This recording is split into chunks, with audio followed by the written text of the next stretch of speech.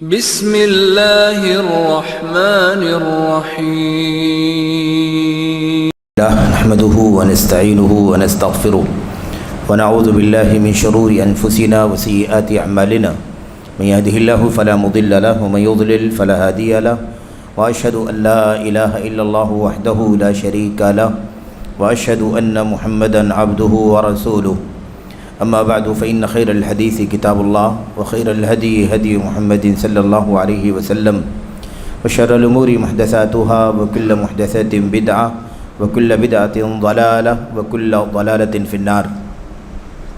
اعوذ بالله من الشيطان الرجيم. ولا تقف ما ليس لك به علم ان السمع والبصر والفؤاد كل اولئك كان عنه مسؤولا.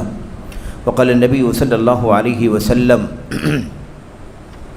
اذا وسد الامر الى غير اهله فانتظر الساعة او كما قال صلی اللہ علیہ وسلم. آج اللہ کے فضل و کرم سے، اس کی توفیق سے، اس کی مدد سے، اس کی نصرت سے ہم شیخ علامہ ڈاکٹر بکر بن عبداللہ ابو زید رحمۃ اللہ علیہ کا بہت ہی زیادہ اہم، گراں قدر اور قیمتی رسالہ وقت اور حالات کے تقاضوں پر حد درجہ اور بنیادی رہنمائی کرنے والا رسالہ، التعالم واثرہ علی الفکر والکتاب، جس کا اردو نام ہے علمی و دعوتی خیانت اور فکر و تحریر پر اس کے اثرات.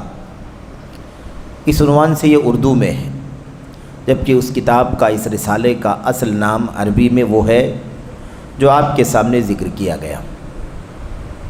اس کتاب کو ہم نے، آپ نے الحمدللہ اس کا تعارف ماہ رمضان سے پہلے پڑھا ہے، اور اس کے بعد پچھلے ہفتے میں جو پچھلا اس درس کا پہلا سلسلہ تھا، آغاز تھا، اس میں فضیلت الشیخ ظفر الحسن مدنی حافظہ اللہ کے ذریعے سے مزید اس موضوع کے سلسلے میں مقدمے کی حیثیت سے تمہید کے طور پر کچھ اہم باتیں بھی پڑھی ہیں.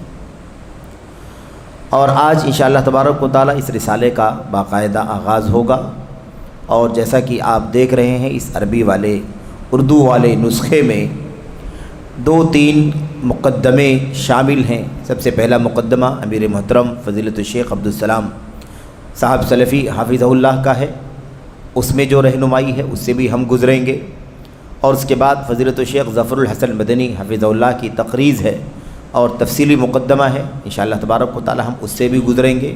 جو باتیں رہ گئی ہیں انشاءاللہ تبارک و تعالی اسے پڑھا جائے گا، اور پھر اس کے بعد ہم انشاءاللہ تبارک و تعالی مقدمہ جو مؤلف رحمۃ اللہ علیہ کا ہے، یعنی ڈاکٹر بکر بن عبداللہ ابو زید رحمۃ اللہ علیہ کا، وہ مقدمہ بھی ہم پڑھیں گے اور پھر ان کی کتاب میں داخل ہوں گے.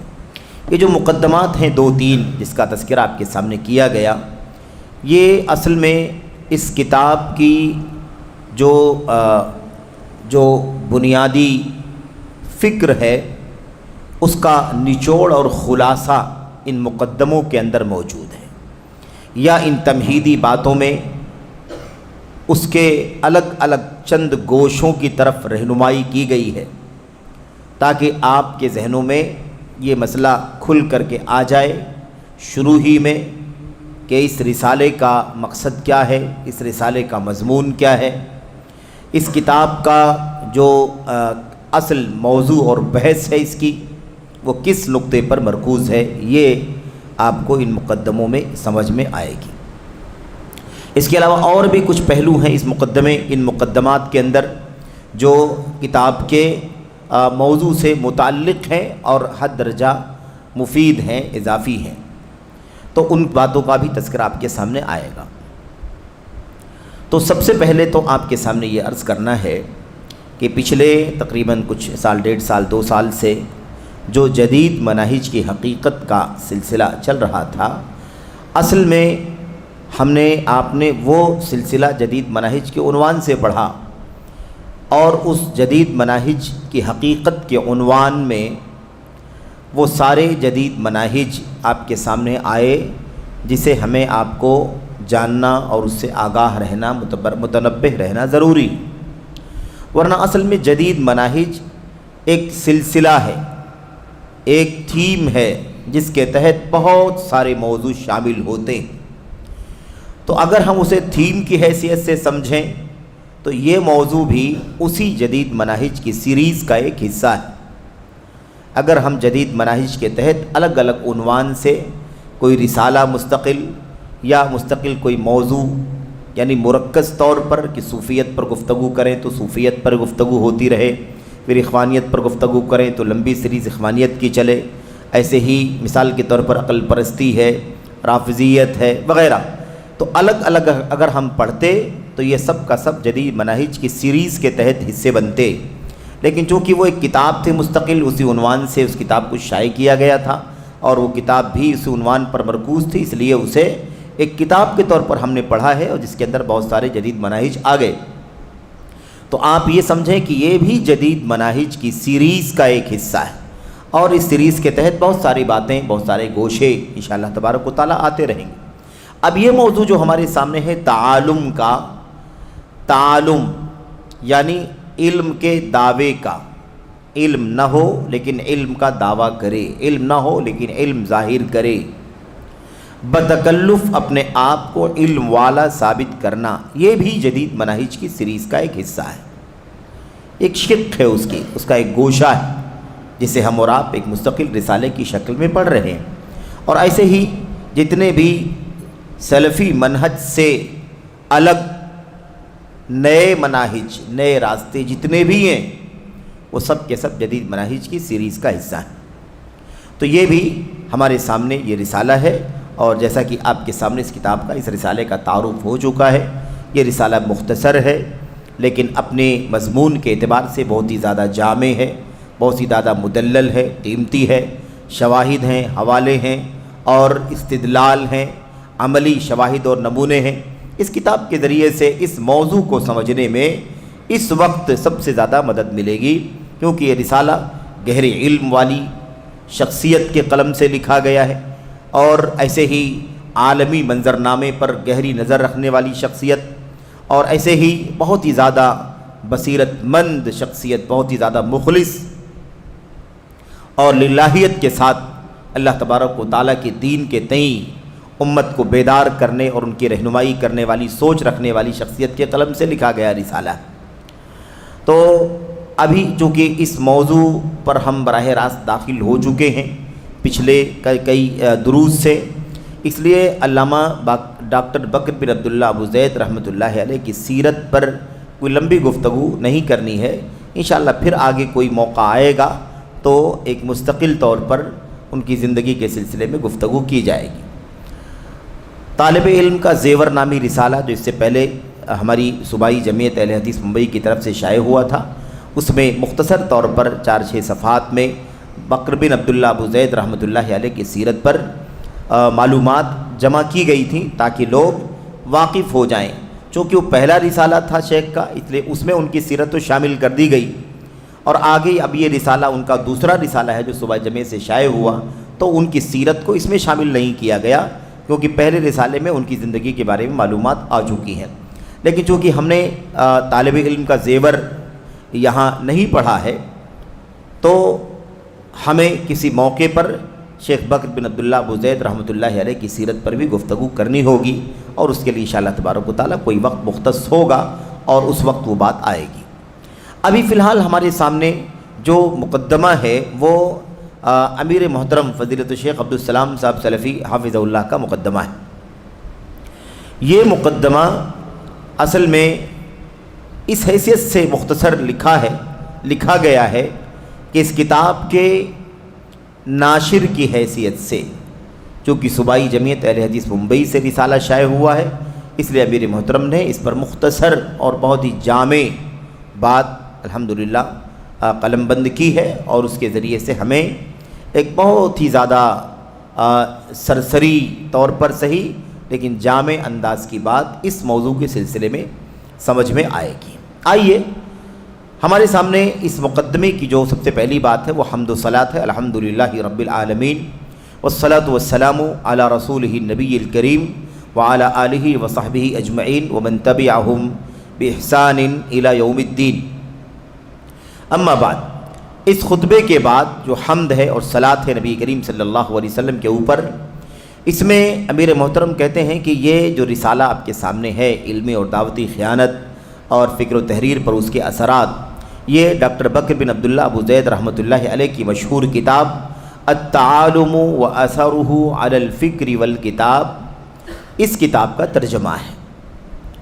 تو یہ پہلی بات ہے، کیونکہ کتاب کا نام اس کے اصل عربی نام کے لفظ کے ساتھ نہیں ہے، اس لیے یہ بات یاد رہے کہ اس کتاب کا ترجمہ ہے جس کا عنوان ہے علمی و دعوتی خیانت اور فکر و تحریر پر اس کے اثرات۔ یہ چونکہ عربی میں کتاب تھی، اس لیے اردو طبقہ اس سے عام طور پر فائدہ نہیں اٹھا پاتا تھا، سوائے ان لوگوں کے جو عربی بھی جانتے ہوں اور اسے پڑھیں اور اسے فائدہ اٹھائیں۔ تو اردو میں اسے اس لیے منتقل کیا گیا تاکہ لوگ اردو میں اسے پڑھ کر کے موجودہ حالات میں اس نئے منہج، نئے راستے جو تعالم ہے، قرآن کی آیات میں، اللہ کے نبی علیہ الصلوۃ والسلام کی احادیث میں، سلف امت کی سیرت میں، لفظ علم، لفظ تعلیم، لفظ تعلم، لفظ علماء، یہ سارے الفاظ تو بار بار آئے ہوئے ہیں۔ تو علم، اہل علم، علماء، طالب علم، تعلم، تعلیم، یہ الفاظ تو آئے ہوئے ہیں، لیکن تعالم کا لفظ آپ کو کہیں دکھائی نہیں دے گا۔ اس کی وجہ کیا ہے؟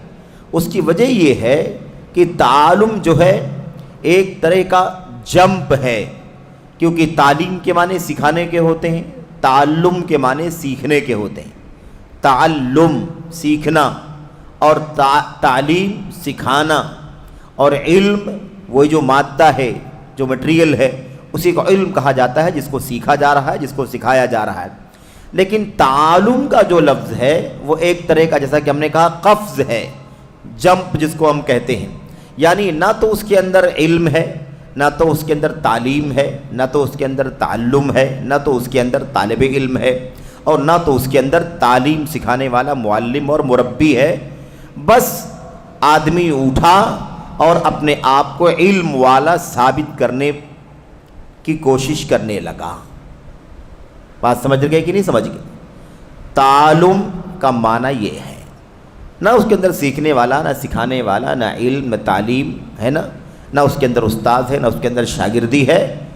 بس آدمی اٹھا، جو کچھ بھی اس کو سمجھ میں آیا اس کی بنیاد پر وہ اپنے آپ کو علم والا ظاہر کرنے لگا، مسائل بتانے لگا، رہنمائی کرنے لگا، حلال و حرام کرنے لگا، فتاوے دینے لگا، امت کے نازک سے نازک ترین مسائل میں بھی رہنمائی کرنے کا اپنے آپ کو حقدار سمجھنے لگا، جس کو نوازل کہتے ہیں، نوازل میں بھی گھسپیٹ کرنے لگا۔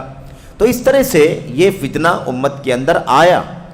اس سلسلے میں مستقل رسالے تو آپ کو نہیں ملیں گے، لیکن اس مضمون کو اگر آپ تلاش کریں تو آپ کو سلف امت کی کتابوں میں جا بجا ملیں گے۔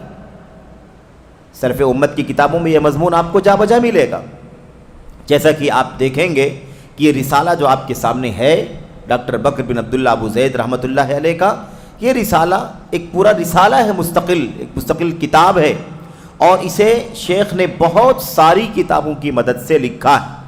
جو ہمارے اسلاف کی کتابیں تھیں، قرآن کریم کی آیات اور احادیث اور سلف امت کی سیرت کے ساتھ ساتھ سلف امت کی کتابیں، ان کی تحریریں، ان کے یہاں پیش آنے والے واقعات، ان کی روشنی میں یہ رسالہ پورے طور پر لکھا گیا ہے۔ مستقل مضمون کے طور پر آپ کو ماضی میں کوئی مستقل کتاب ملے اس طرح سے جامع شاید نہ ملے، لیکن اس کے موضوعات، اس کے مباحث ہے نا، جو جستہ ٹکڑے، اس کے مختلف گوشے آپ کو سلف امت کے کتابوں کے اندر بھرپور ملیں گے۔ خیر، تو یہ کتاب الحمدللہ اسی پس منظر میں لکھی گئی ہے۔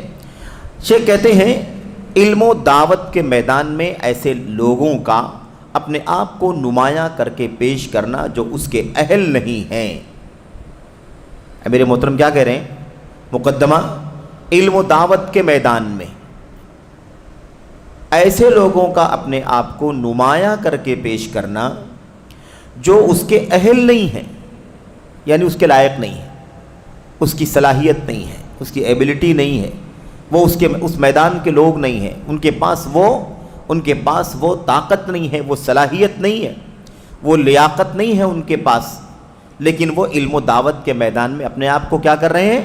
نمایاں کر رہے ہیں، علم کے میدان میں، اور اس کے بعد اسے پہنچانے، اس کی طرف لوگوں کو بلانے کے میدان میں اپنے آپ کو نمایاں کر رہے ہیں۔ در حقیقت اس عظیم مقدس اور نبوی عمل کے ساتھ خیانت ہے۔ دوسری طرف انہیں اس منصب کے لیے قبول کرنا گمراہی اور گمراہ گری کے لیے راہ ہموار کرنے کی لاشعوری کوشش ہے۔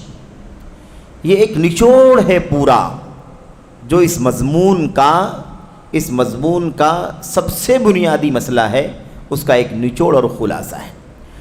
کہہ رہے ہیں کہ ایسا کرنا کہ علم اور دعوت کے میدان میں ایسے لوگ ریز ہو جائیں، نمایاں ہو جائیں اور اپنے آپ کو بڑھانے لگیں، اپنے آپ کو براجمان کرنے لگیں اور تصدر آگے آنے لگیں، تو کہتے ہیں یہ مسئلہ کیا ہے؟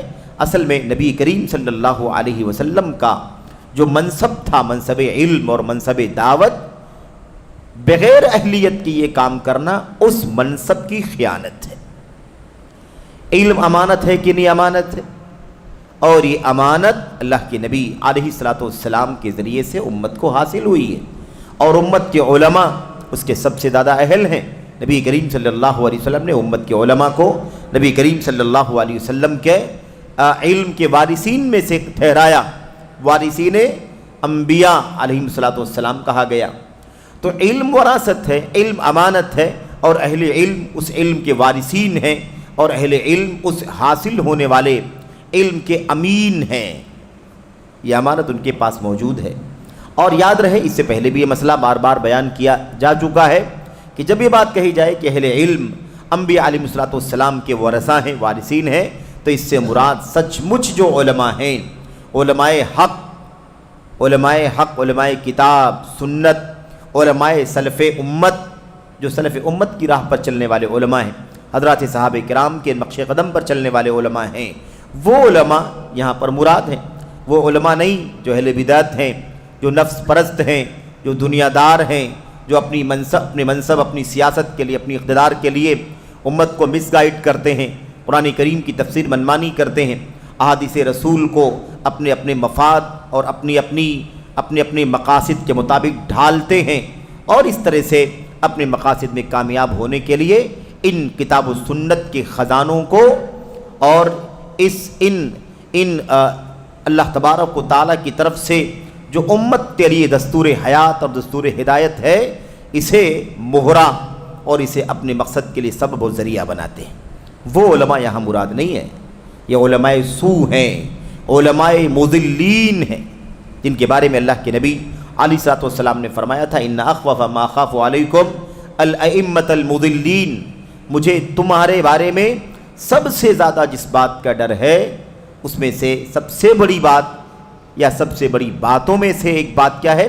الائمۃ المضلین، گمراہ گر پیشوا، گمراہ کرنے والے قائدین، گمراہ کرنے والے ائمہ، جو اپنے آپ کو امت کا پیشوا بنا کر کے، امت کا رہنما بنا کر کے، امت کا امام بنا کر کے پیش کرتے ہیں، جبکہ وہ امت کی رہنمائی کرنے کا مشن نہیں بلکہ امت کو گمراہ کرنے کا مشن لے کر کے چلتے ہیں۔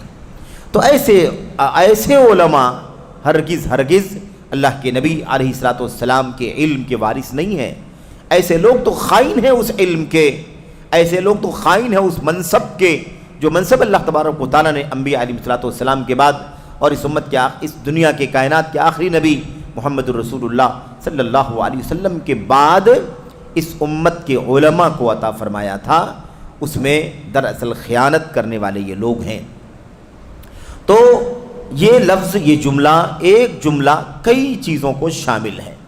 سب سے پہلی بات تو یہ ہے کہ نبوی عمل کے ساتھ خیانت مقدس کام ہے، علم مقدس ہے، تعلم مقدس ہے، دعوت دینا مقدس ہے، اللہ تبارک و تعالیٰ کے ہاں جواب دہی کا کام ہے، اللہ تبارک و تعالیٰ کے یہاں میرے بھائیوں مسئولیت کا کام ہے، اس کے اندر خیانت ہے ایسا کرنا کہ ایک آدمی اہل نہیں ہے علم کا، علم والا نہیں ہے، علم کی اہلیت اور صلاحیت اور لیاقت اس کے اندر نہیں پائی جاتی، اور وہ اپنے آپ کو براجمان کرتا ہے، اپنے آپ کو آگے لاتا ہے، اپنے آپ کو نمایاں کرتا ہے، اپنے آپ کو پریزنٹ کر کے اس منصب پر فائز ہونے کی کوشش کرتا ہے۔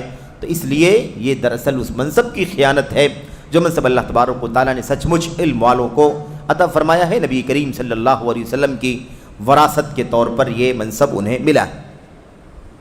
دوسری طرف اب یہ تو بات ہو گئی ان کا نااہلوں کا آگے آنا، نااہلوں کا علم اور دعوت کے میدان میں اپنے آپ کو نمایاں کرنا، یہ خیانت ہے۔ اب اگر ایسا کچھ لوگ کر رہے ہیں تو ایسے لوگوں کو بڑھاوا دینے والے، ایسے لوگوں کو اپنا امام، اپنا پیشوا، اپنا عالم، اپنا مربی، اپنا رہنما سمجھنے والے، اس خیانت میں ان کی مدد کرنے والے۔ اس لیے دوسری طرف انہیں اس منصب کے لیے قبول کرنا، اس منصب کے لیے قبول کرنا، بھئی وہ منصب ان کا نہیں ہے تو آپ بیجا اس منصب کا اہل سمجھ رہے ہیں، اس منصب کے لیے کیوں قبول کیا جائے، کیوں قبول کیا جائے؟ اور آئے گی ساری تفصیلات انشاءاللہ تبارک و تعالیٰ کہ کون کون لوگ تھے، کب کب کس کس دور میں اور کیسے کیسے نااہل تھے، اور انہوں نے اپنے آپ کو نمایاں کر کے امت کو گمراہ کرنے کا کام کیا۔ امت کو کبھی بھی سچے علماء سے نقصان نہیں پہنچ سکتا، سچے علماء سے کبھی امت کو نقصان نہیں پہنچ۔ سچے علماء اس امت کے میرے بھائیوں مہو انجم ہیں، اس امت کے آفتاب و ماہتاب ہیں، اس امت کے ستارے ہیں۔ جیسے ستاروں سے، سورج سے، ماہتاب یعنی چاند سے امت فائدہ اٹھاتی ہے، روشنی حاصل کرتی ہے، ایسے ہی اس امت کے سچے علماء سے اس امت کے لوگ، اس کے عوام خواص فائدہ اٹھاتے ہیں۔ اور جب کچھ سمجھ میں نہ آئے، ظلمتیں ہوں عقیدہ و فکر میں، عمل اور سلوک میں، تو یہ روشنی کا کام کرتے ہیں، یہ مقام ہے ان کا۔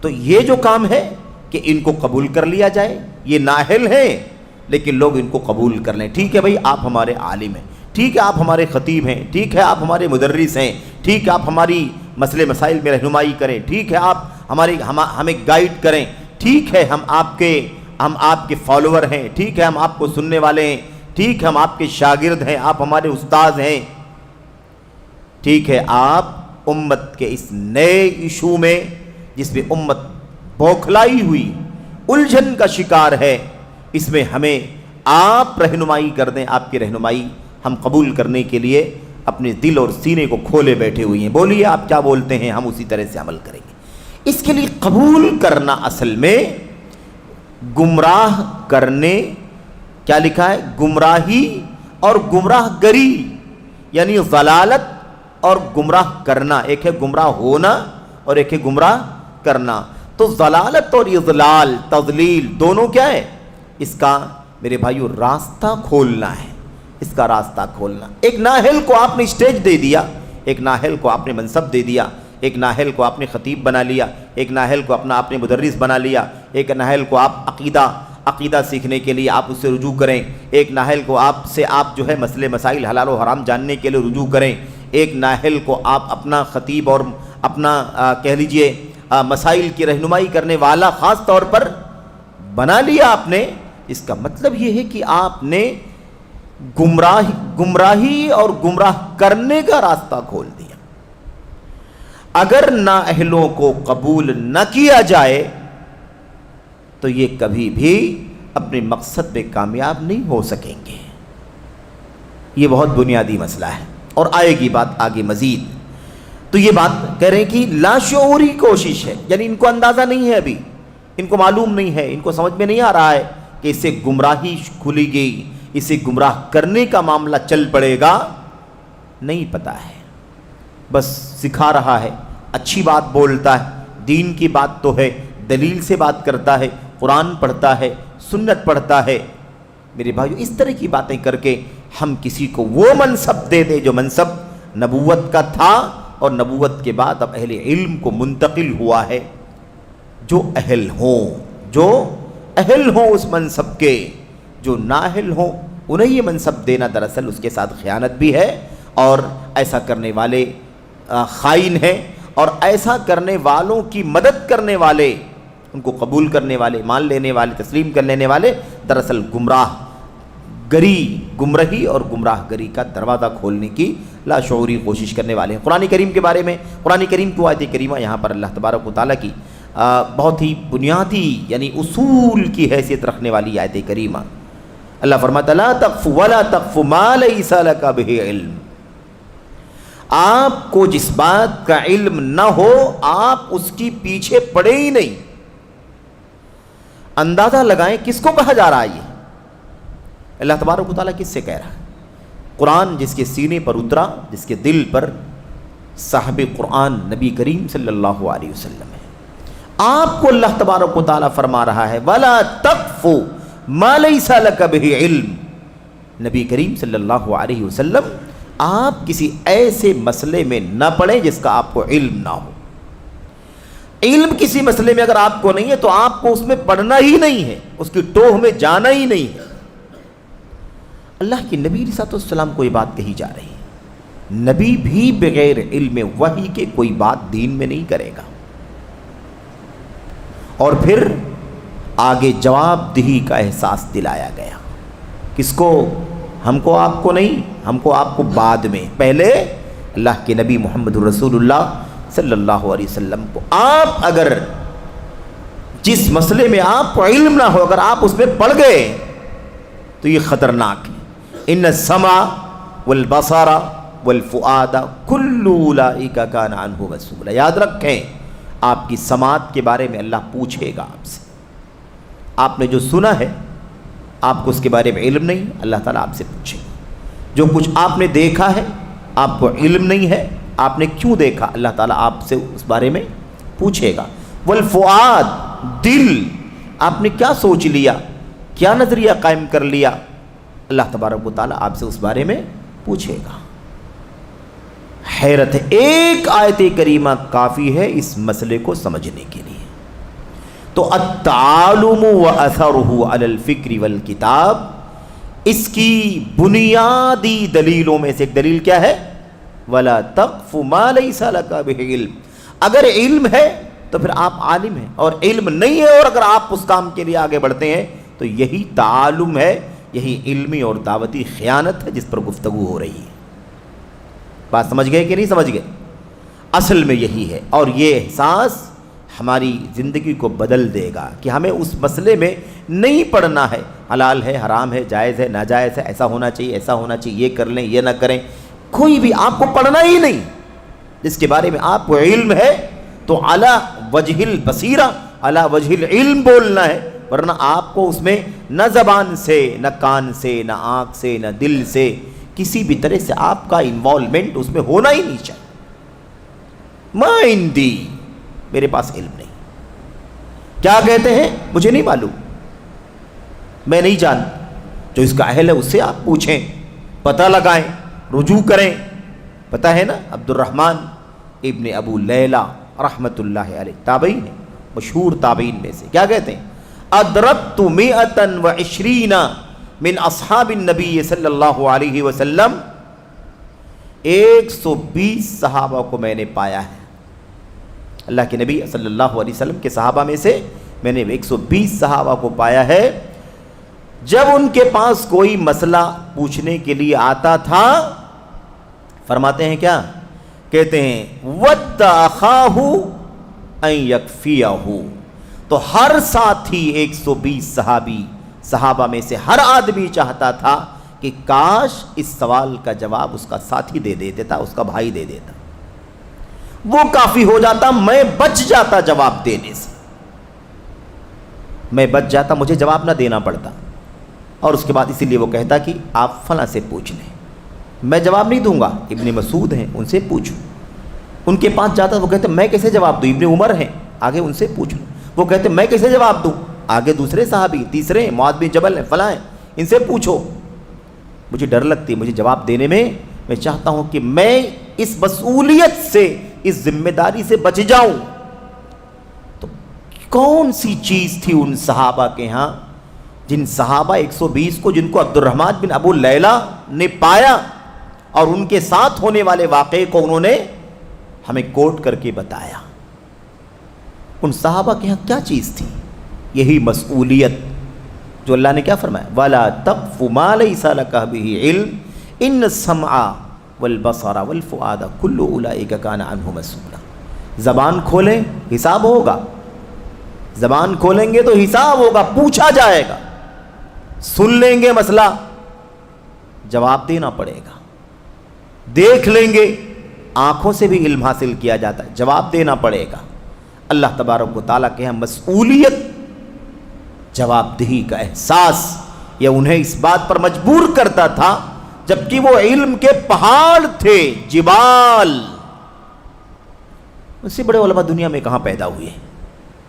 اللہ کی نبی علیہ الصلوۃ والسلام کے بعد، انبیاء علیہ الصلوۃ والسلام کے بعد پوری دنیا میں ان صحابہ سے اونچے مقام کا کون ہے بھلا؟ علم ہو کہ تقویٰ ہو کہ طہارت ہو کہ زہد ہو کہ ورع ہو کہ عبادت ہو کہ ریاضت ہو کہ فرائض ہو کہ نوافل مستحبات ہو. ورع، بے انتہا احتیاط، زبان نہیں کھولنا خطرہ ہے.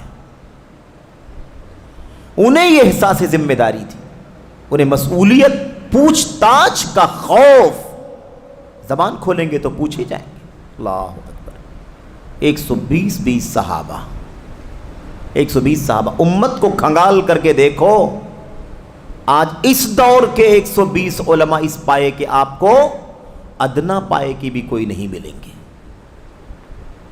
لیکن ان کی حالت کیا تھی؟ وَدَّا أَخَاهُ أَن يَكْفِيَهُ. وہ چاہتا تھا کہ اس کا بھائی کافی ہو جائے اس کی طرف سے، مجھے جواب نہ دینا پڑے، اس کا بھائی دے دے. سائل پوچھتا، وہ ان کو کہتے، وہ ان کو کہتے، ان کو کہتے. ایسی نوبت آ جاتی کہ وہ کبھی کبھی لوٹ کر کے پھر پہلے کے پاس پہنچ جاتا. کیا مسئلہ ہے؟ سب لوگ اللہ تعالیٰ کے خوف کا، اللہ تعالیٰ کے یہاں مسئولیت کا حوالہ دے رہے ہیں. ہر آدمی گھبرا رہا ہے جواب دینے سے. بتائیے کیا کروں؟ سمجھ رہے ہیں؟ اور الحمدللہ علماء اہل حدیث اس اصول پر، اس نقش پر اور اس آئیڈیل پر قائم بھی رہے. الحمدللہ اس پر قائم رہے. آج تھی ماضی قریب تک، آج بھی ہمارے علماء جو بڑے علماء ہیں الحمدللہ، جن مسائل کا انہیں علم نہیں ہوتا اس کی ٹوہ میں وہ نہیں پڑتے. سمجھ رہے ہیں نا؟ ہمارے جماعت اہل حدیث کے جو بڑے اسٹیج ماضی میں ہوا کرتے تھے، ان اسٹیجوں پر کبھی کبھی کوئی مسئلہ ایسا آ جاتا تھا الجھن کا کہ جواب دینے سے ہر صاحب علم کتراتا تھا. اور اس کے بعد اپنے میں سب سے زیادہ گہرے علم کے مالک کی طرف، جو سب سے زیادہ گہرے علم اور ٹھوس علم والا ہوتا تھا، راسخ فی العلم ہوتا تھا، لوگ کہتے تھے کہ نہیں فلاں صاحب کے پاس جا کر کے یہ مسئلہ ان سے پوچھو. یہ صورتحال ہوتی. صحابہ کرام کی زندگی میں کتنی مرتبہ ایسے مسائل پیش آئے کہ وہ اس مسئلے کو حل نہیں کر سکے، تو کہا کہ اب اس مسئلے کا حل ایک ہی ہو سکتا ہے، آپ لوگوں میں سے کوئی ام المومنین عائشہ کے پاس چلا جائے اور ان سے مسئلہ پوچھ کر کے آ جائے، وہی بتا سکتی ہیں اس مسئلے کا حل. چلے جاؤ ام سلمہ رضی اللہ تعالیٰ عنہ کے پاس، چلے جاؤ میمونہ کے پاس. اور سب سے بڑا مرجع کون تھا اس وقت؟ خواتین میں نبی کریم صلی اللہ علیہ وسلم کے زوجات میں ام المومنین عائشہ صدیقہ رضی اللہ تعالیٰ عنہ. اور یہ بھی ایک بہت اہم بات ہے کہ آج جس طرح سے یہ تعلم کا مسئلہ، علمی دعوے داری کا مسئلہ مردوں میں چل رہا ہے، ایسے ہی خواتین میں بھی چل رہا ہے. اگر متعالمین کا فتنہ ہے تو متعالمات کا بھی فتنہ کم نہیں ہے. دونوں فتنے سمجھنے کی چیز ہے. اس لیے یاد رہے کہ یہ مسئولیت کا مسئلہ ہے، ذمہ داری کا. لوگ عجیب و غریب معیار بدل گیا لوگوں کا معیار، سوچنے کا معیار، سوچنے کا انداز بدل گیا. اور یہ دراصل علم کی کمی، علم کی کمزوری، علم سے دوری کا نتیجہ ہے. تعارف کی بات چل رہی ہے نا، یعنی میدان علم و دعوت کا اس سے تعلق نہیں ہے. کسی دوسرے میدان کا بہت بڑا ماہر ہو سکتا ہے، وہ کسی دوسرے علم کا بہت زیادہ ایکسپرٹ ہو سکتا ہے، بہت زیادہ اس کے پاس گہرائی اور گہرائی ہو سکتی ہے کسی سبجیکٹ کی. اس سے کہاں انکار ہے؟ اس سے انکار نہیں ہے. لیکن وہ اس میدان علم و دعوت کے لیے نااہل ہے، ناقابل ہے. اس کا اہل نہیں ہے کہ وہ یہ کام کر سکے، اس منصب کو اٹھا سکے، اس امانت کو اپنے کاندھے پر لے کر کے چل سکے، اس کا اہل نہیں ہے وہ، پھر بھی وہ کام کر رہا ہے۔ لوگ بجائے اس کے کہ وہ یہ نقطہ سمجھیں، ٹھیک ہے شخصیت بہت بڑی ہے، اپنے میدان میں بہت اونچے مقام کا مالک ہے، لیکن اس میدان کا تو وہ اہل نہیں ہے، اس میدان کا تو مالک نہیں ہے، وہ اس میدان میں اس کو صلاحیت نہیں ہے، علم اور دعوت میں وہ اہلیت نہیں رکھتا۔ بجائے اس کے کہ اس اصولی مسئلے کو سمجھیں اور یہ وَلَا تَقْفُ مَا لَيْسَ لَكَ بِهِ عِلْمٌ إِنَّ السَّمْعَ وَالْبَصَرَ وَالْفُؤَادَ كُلُّ أُولَئِكَ كَانَ عَنْهُ مسئولا، یہ سمجھیں۔ لوگ دوسرے پیرائے میں اس کا وجہ جواز نکالتے ہیں، اور وجہ جواز ہی نہیں، اسے ایک منقبت کے طور پر پیش کرنے کی کوشش کرتے ہیں، ایک فضیلت کے طور پر کہتے ہیں۔ اس آدمی کا اخلاص دیکھو، اس کا دینی جذبہ دیکھو، اس کا دعوتی جذبہ دیکھو، اس نے اپنے میدان کو چھوڑ کے، اس کا میدان فلاں ہے، اس میدان کا آدمی ہے، اس کا جذبہ اتنا ہے کہ اس کو چھوڑ کر کے، اپنی لاکھوں کی نوکری چھوڑ کر کے، ہزاروں لاکھوں کا انکم چھوڑ کر کے وہ دین کی دعوت کا کام کرنے کے لیے آیا ہوا ہے۔ آپ لوگ اس کی برائی کرتے ہیں، آپ اس کی مذمت کرتے ہیں، آپ اس کو نااہل کہتے ہیں، اس طرح کی بات کہتے ہیں کہ نہیں کہتے ہیں لوگ؟ سوال یہ پیدا ہوتا ہے کہ کیا جذبے سے کام چلتا ہے؟ کیا آپ کسی جذبہ رکھنے والے شخص سے آپ ہارٹ کا آپریشن کرائیں گے؟ ایک آدمی نااہل ہے، میڈیکل سائنس نہیں جانتا، 10-20 دواؤں کے نام جانتا ہوگا ادھر ادھر سے سن کر کے، جیسے ہم آپ سب جانتے ہیں کچھ دواؤں کے نام۔ ایسا آدمی جذبہ رکھتا ہے کہ لوگوں کا جسمانی علاج کرے، لوگوں کا کیا کرے؟ جسمانی علاج کرے۔ اس کو زخم ہے، اس کو پھوڑا ہے، اس کو بیماری ہے، اس کو کینسر ہے، اس کو فلاں ہے، اس کا بلاکیج ہے وغیرہ۔ آپ کیا اس کے نیک جذبے کی بنیاد پر اس سے آپریشن کرانے کے لیے جائیں گے؟ آپ جسم کے علاج کے لیے جانے کو تیار نہیں ہے تو اپنے ایمان کو کیسے لے کر کے جانے کے لیے تیار ہیں؟ اپنے عقیدے اور اپنے ایمان اور دین کے حوالے سے کسی نااہل کے بارے میں آپ کیسے مطمئن ہو جاتے ہیں کہ ہم دین کے بارے میں اس سے رہنمائی لے لیں گے، عقیدہ سیکھ لیں گے، عمل سیکھ لیں گے، عبادت سیکھ لیں گے؟ حلال و حرام کے لیے اس کو اپنا مرجع کیسے تسلیم کر لیتے ہیں؟ مثال سمجھنے کے لیے، اللہ کے دین سے اونچی کوئی چیز نہیں ہے۔ اللہ کے دین کے لیے دنیا قائم کی گئی ہے، یہ دنیا اللہ کے دین کے لیے قائم کی۔ جب تک اس دنیا میں اللہ کا دین یعنی توحید اور ایمان باقی ہے، تب تک یہ دنیا باقی ہے، اور جس دن یہ سلسلہ ختم ہوا وہ اس دنیا کا ایکسپائری دن ہوگا، آخری دن ہوگا، قیامت قائم ہو جائے گی۔ پھر اللہ تبارک و تعالیٰ اس دنیا کو باقی نہیں رکھے گا۔ کیوں؟ اس لیے کہ اس کے قیام کا مقصد ہی اللہ کی توحید کو، اللہ کے دین کو بپا کرنا تھا۔ اصل روشنی تو دین کی روشنی ہے۔ تو اس لیے یہ نقطہ یاد رہے، ایک احساس ہے ذمہ داری، جواب دہی، مسئولیت، تمہاری زبان کے بارے میں، تمہاری کانوں کے بارے میں، تمہاری آنکھوں کے بارے میں، تمہارے دلوں کے بارے میں، تمہاری حرکات و سکنات کے بارے میں اللہ تبارک و تعالیٰ پوچھے گا۔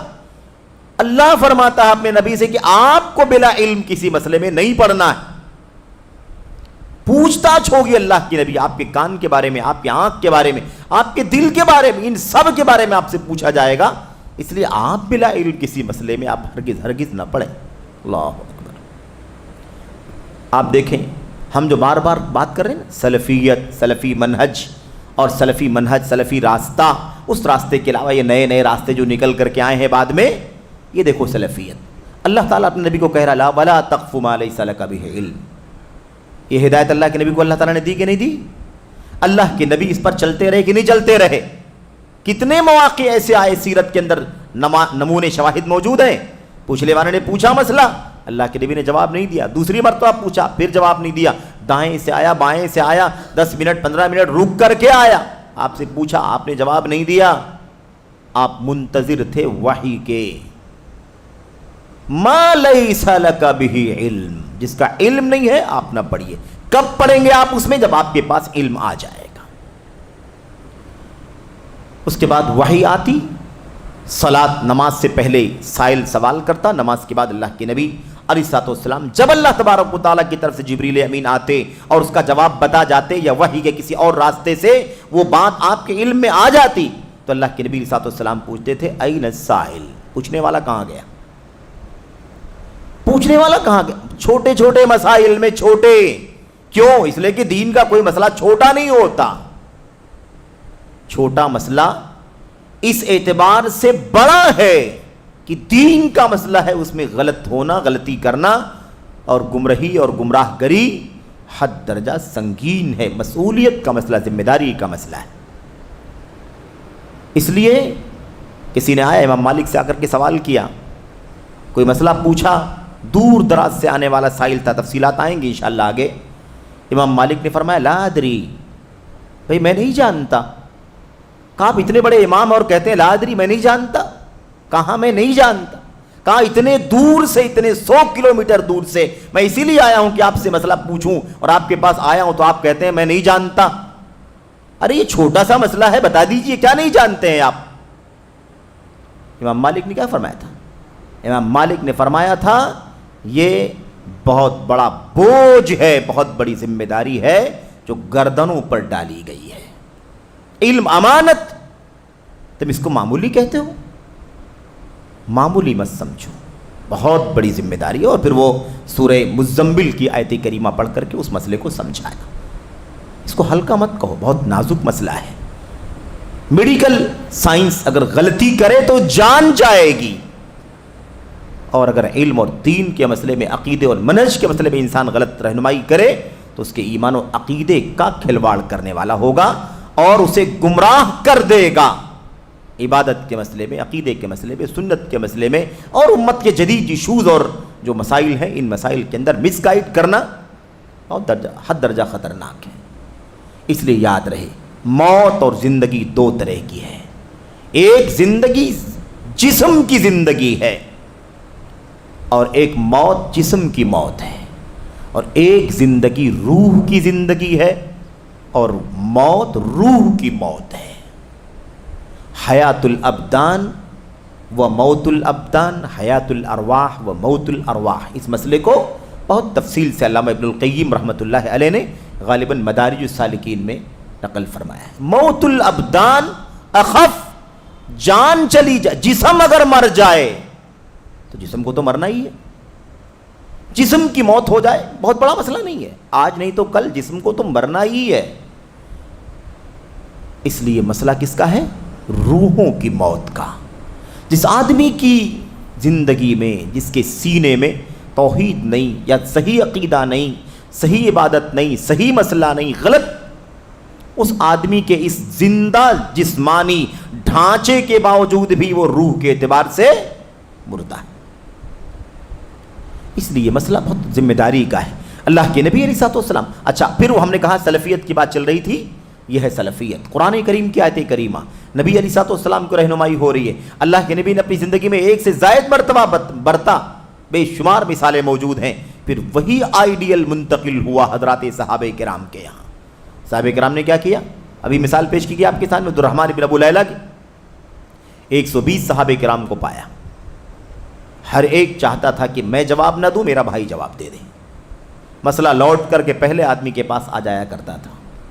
اسی نقش قدم پر چل رہے ہیں، اسی نقش قدم پر امت کے تابعین چلے، اسی پر تبع تابعین چلے، اسی پر ائمہ اربعہ اور دیگر ائمہ چلے. امام مالک کو دیکھو، امام شافعی کو دیکھو، امام احمد بن حنبل کو دیکھو، امام ابو حنیفہ کو دیکھو، ان لوگوں کو، ان کی سیرت پڑھ کر کے دیکھو، آپ کو سمجھ میں آ جائے گا. اسی نقش قدم پر آج بھی جو سلفی منہج کے، اہل الحدیث کے منہج کے جو علماء ہیں، آج بھی اسی نقش قدم پر چلتے ہیں اور اسی کے قائل ہیں. اس لیے یہ حوالے کہ وہ قربانی دے کر آیا ہے، وہ فلاں میدان کا ایکسپرٹ ہے، اس میدان میں اس کے پاس دنیا کا بڑا اسکوپ تھا، لیکن وہ اسے قربان کر کے، ذبح کر کے امت پر احسان کر رہا ہے. آپ اس کی برائی کیوں کر رہے ہیں؟ نہ وہ امت پر احسان کر رہا ہے، نہ وہ اپنی ذات پر احسان کر رہا ہے. اپنی ذات پر بھی ظلم کر رہا ہے اور امت پر بھی ظلم کر رہا ہے. وہ ضلالت اور اضلال کی راہ پر چل رہا ہے. وہی راستہ ہے جو اللہ کے نبی علیہ الصلوۃ والسلام نے فرمایا تھا فَضَلُّوا وَأَضَلُّوا، گمراہ ہوں گے، دوسروں کو گمراہ کریں گے. اچھا میں بات آگے بڑھاتا ہوں.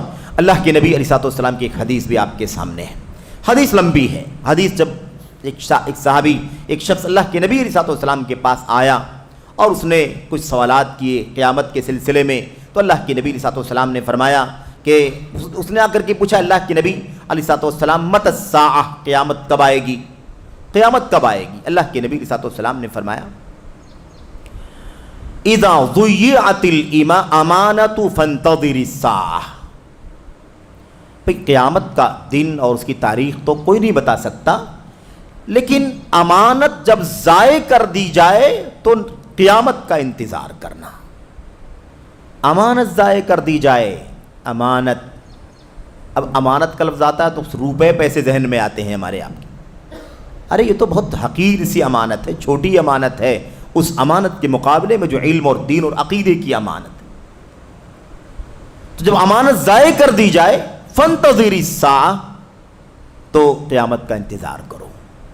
تو اللہ کے نبی صلی اللہ علیہ وسلم سے پھر اس صحابی نے سوال کیا، آپ کرے امانت ضائع ہو جانے، امانت ضائع کی جائے، کر دی جائے تو قیامت کا انتظار کو، اب امانت ضائع کیسے ہوگی؟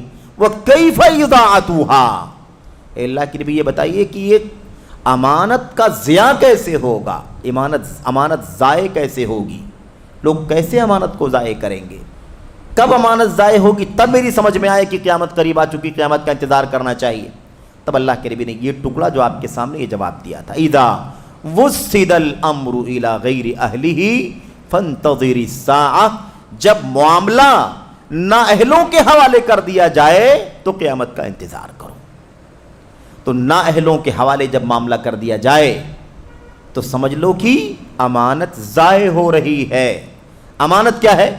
جو جس کا اہل ہے وہ کام کرے، جو جس کا اہل ہے، جو جس کے لائق ہے، جو جس کا میدان ہے، جو جس میں اپنی صلاحیت واقعی رکھتا ہے، اس سے وہ کام اگر ہو تو امانت داری ہے، اور وہ کام کوئی اور کرے جو اس کا اہل نہ ہو تو یہ خیانت ہے۔ اسی کو امانت کا ضیاع کہا جاتا ہے کہ امانت کو ضائع کر دیا گیا۔ تو اللہ کے نبی صلی اللہ علیہ وسلم نے فرمایا، نہیں سمجھ میں اگر آ رہا ہے کہ امانت ضائع کیسی ہوگی تو ذرا سمجھ لو، جب معاملات کی ذمہ داریاں نااہلوں کو دے دی جائیں تو قیامت کا انتظار کرو۔ یہ نااہلوں کو دینا ہی امانت کو ضائع کرنا ہے۔ اسی کو لکھا امیر محترم نے کہ اس منصب کی خیانت ہے جو نبوی منصب اللہ تبارک و تعالیٰ نے اس دنیا میں بھیجا ہے۔ اس لیے یہ بہت بنیادی مسئلہ ہے۔ خیر، تو اس میں مسئولیت ہے، ذمہ داری کا احساس ہے، اور یہ بلا وجہ آدمی کو ایک ایسے مسئلے میں نہیں پڑنا چاہیے جیسے ہم دنیا کی کسی مسئلے میں اس بات کے لیے راضی نہیں ہوتے کہ کسی نااہل سے کوئی کام کرائیں۔ دنیا کے مسئلے میں آدمی اپنے گھر، اپنے دکان، مکان، اپنے ٹیبل کرسی کے کام کسی نااہل سے نہیں کروانا چاہتا، تو دین اور عقیدہ کسی نااہل سے کیسے لینے کے لیے تیار ہو جاتا ہے؟ تو بچہ بھی اس مثال کو سمجھ سکتا ہے۔ میرے بھائیوں، تو بہت اہم ہے۔ کہتے ہیں کہ اور بھی دیگر بہت سارے دلائل ہیں جس کے اندر اس عمل کی سنگینی اور خطرناکی کو بیان کیا گیا ہے، اور ایسے ہی مسئولیت یعنی ذمہ داری کو سے آگاہ کیا گیا ہے۔ اسی طرح اور بہت ساری ہدایات، بہت ساری رہنمائیاں بہرحال الحمدللہ موجود ہیں، اور اس کتاب کے اندر بھی، جو کتاب آپ کے سامنے ہے، آپ جب کتاب کو پڑھیں گے تو آپ دیکھیں گے کہ بے شمار دلائل، نصوص، اقوال اور سیرت کے حوالوں، نمونوں کے ساتھ الحمدللہ کتاب لکھی گئی ہے۔ اس کا نتیجہ اور اس کا حاصل یہ ہے کہ میرے بھائیوں، ہمیں چاہیے کہ ہم علم کو اہل علم سے حاصل کریں، اور اس کے بعد جب اس کی اہلیت ہو جائے، اب اہلیت کا پیمانہ بھی آئے گا انشاءاللہ تبارک و تعالیٰ کہ کسی کو اہل قرار دینے کے اہل کون ہیں، کسی کی اہلیت کا فیصلہ کون کرے گا، کسی کی اہلیت کا فیصلہ کون کرے گا؟ ہم کو، آپ کو اگر ہمارا کالج، ہمارا انسٹیٹیوٹ، ہمارا ادارہ اگر ڈگری نہ دے تو کیا کسی، میرے بھائیوں، صفائی کرنے والے کرمچاری کی سرٹیفکیٹ پر آپ کو ڈگری مانیتا ملے گی؟ کون اہلیت رکھتا ہے اس کا کہ آپ کو اس بات کا اہل قرار دے کہ آپ اہل ہیں؟ اس لیے اپنے آپ میں اپنے آپ کو اہل بنا کر کے کام کرنا، یا عوام کی طرف سے آپ کو پاپولرٹی مل رہی ہے، اپنے آپ کو آپ اہل سمجھ رہے ہیں، آپ کو میڈیا کے نمبرات مل رہے ہیں تو آپ سمجھ رہے ہیں کہ آپ اہل ہو گئے، آپ کے خلاف بھیڑ بھاڑ اکٹھا ہو رہی تو آپ اپنے آپ کو اہل سمجھ رہے ہیں، آپ کے خلاف دیوانگی کیا ماحول بن رہا ہے تو آپ اپنے آپ کو اہل سمجھ رہے ہیں۔ یہ کوئی معیار نہیں اہلیت کا۔ اہلیت کا معیار کیا ہے؟ اہل لوگ آپ کو اہل قرار دیں، اہل لوگ آپ کو اہل قرار دیں، سمجھ رہے ہیں؟ اور یہ معاملہ زندگی کے ہر نقطے پر میرے بھائیوں پورے طور پر نافذ ہے۔ حکومت قیادت قائم ہوتی ہے، ولی امر ہوتا ہے، حاکم خلیفہ ہوتا ہے، آپ جانتے ہیں اس کے ہاتھ پر بیعت کرنے والے کون لوگ ہوتے ہیں؟ ارباب حل و عقد، جو اہلیت رکھنے والے لوگ ہیں، ان کی طرف سے جب بیعت ہوگی تو اس کا اعتبار ہوگا۔ وہ سب کے سب الگ تھلگ رہیں اور عوام جا کر کے بھیڑ لگا کر کے بیعت کرے، کیا اسے حکومت یا اسے اقتدار کا اہل مانا جائے؟ ہر جگہ میرے بھائی، ہر جگہ اس بات کو سمجھنے کی ضرورت ہے۔ تو یہ غلط فہمیاں اسی لیے پیدا ہوتی ہیں کیونکہ لوگ پورے طور پر اس کی باریکیوں سے غفلت کا شکار ہیں، ناواقف ہیں، ہر طرف نفس پرستی، اپنی سوچ، اپنی عقل کار فرما ہے، اور اسی بنیاد پر لوگ ہر چیز کا فیصلہ کر رہے ہیں۔ اس لیے یہ مسئلہ خطرناک ہے۔ یہ بار مختصر طور پر امیر محترم شیخ عبدالسلام صاحب سلفی حفظہ اللہ کے اس مقدمے کا خلاصہ تھا جو آپ کے سامنے پیش کیا گیا، اور آگے انشاءاللہ تبارک و تعالی مزید باتیں اگلے درس میں آپ کے سامنے آئیں گی۔ اللہ سے دعا کریں کہ اللہ عز و جل ہمیں اس موضوع کے تمام گوشوں کو، تمام پہلوؤں کو بہت زیادہ سنجیدگی سے سمجھنے کی توفیق عطا فرمائے۔ آپ خالی ذہن ہو کر کے بیٹھیں گے تب بات سمجھ میں آئے گی۔ اگر آپ کوئی پہاڑ دماغ میں لے کر کے بیٹھ جائیں گے اور اس کو ہٹانا نہیں چاہیں گے تو آپ کو بات سمجھ میں نہیں آئے گی۔ ہدایت، توفیق دینے والی ہدایت اللہ تبارک و تعالیٰ کے ہاتھ میں، باقی اللہ کا کلام رہنمائی کر رہا ہے، اللہ کے نبی کی سنتیں ہماری رہنمائی کر رہی ہیں، امت کے اسلاف کی سیرت اور ان کے حوالے ہماری رہنمائی کر رہے ہیں، لیکن توفیق اللہ تبارک و تعالیٰ کے ہاتھ میں۔ اس لیے خالی ذہن ہو کر کے سنیں گے، ایک دم خالی ذہن، آپ کے ذہن میں کچھ نہیں ہے، آپ سفید کاغذ کی طرح ذہن لے کر کے بیٹھیں تاکہ آپ کے سامنے آیتیں آئیں، حدیثیں آئیں، حوالے آئیں، اور یہ بھی کوئی ہمارے آپ کی بات نہیں ہے، امت کے اسلاف جو ہمارے لیے آئیڈیل ہیں، نمونہ ہیں، ان کی زندگی آپ کے سامنے آئے تو آپ کی سمجھ میں بات آ جائے گی۔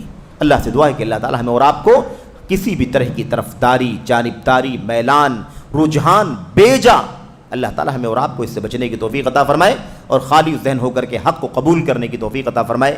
آمین رب العالمین، وصلی اللہ وسلم وبارک علی نبینا محمد وعلی آلہ وصحبہ اجمعین۔ السلام علیکم ورحمۃ اللہ وبرکاتہ۔